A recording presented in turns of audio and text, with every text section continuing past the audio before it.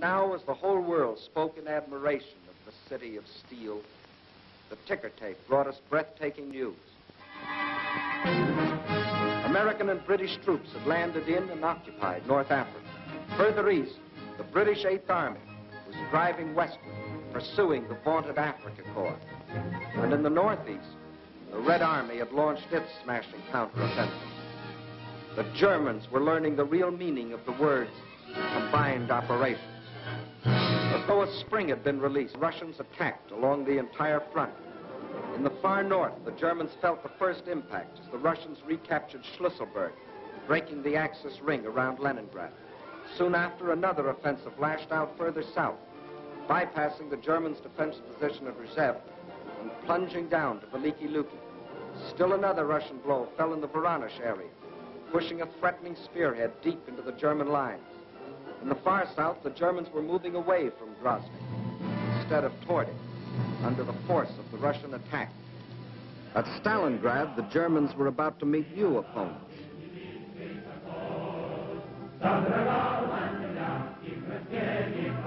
Fresh reserves were arriving from far Siberia. They had been stationed there in case of trouble with the Japanese. Now these troops had been transported to relieve the embattled defenders of Stalingrad.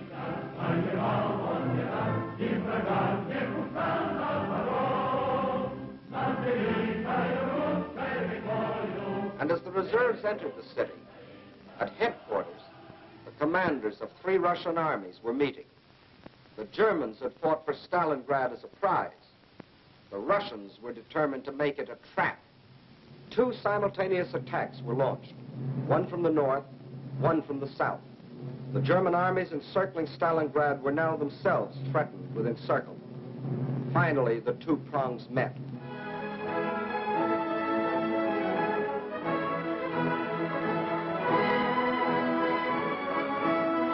These battle-hardened soldiers of the Northern Army and soldiers of the Southern were emotional as children as they greeted each other. They knew this meeting meant the salvation of Stalingrad and of their country. And on this Christmas of 1942, the people of the Soviet Union can celebrate with happy hearts. They have received a most precious gift from the men of their army, the assurance of ultimate victory. Just as in our hometowns, it is the Children's Day in Moscow. It is a happier Christmas this year. Today, there are no German bombers overhead.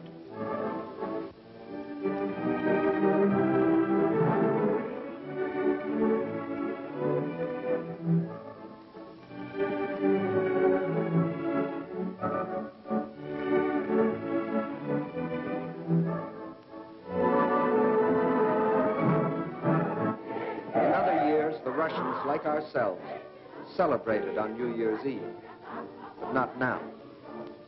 The factories are just as busy as on any other night. The moment comes. It is the New Year. С Новым годом!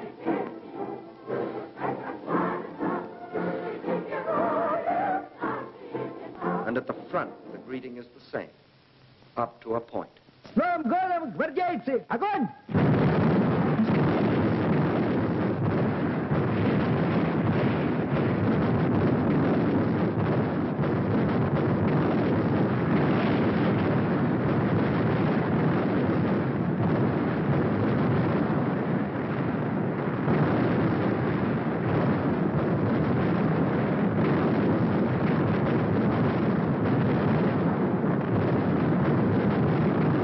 Outside Stalingrad, the icy winter becomes a fiery hell.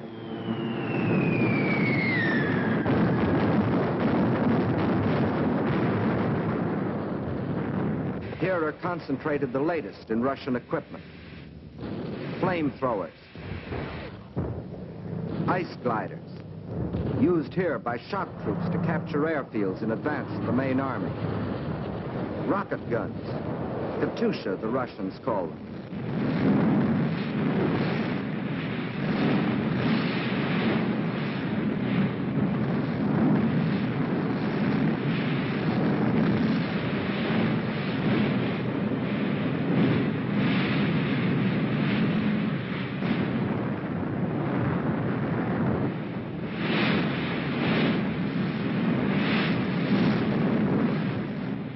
Every last resource of the Red Army was thrown into a crushing offense of ultimate destruction.